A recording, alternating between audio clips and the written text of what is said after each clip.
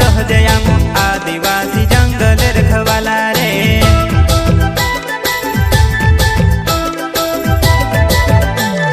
चल जंगल जमीन काजे पूजे रे आदिवासी दुनिया ने रखवाला रे। बाप देव खतरी काजे पूजे रे आदिवासी सबसे निराला रे।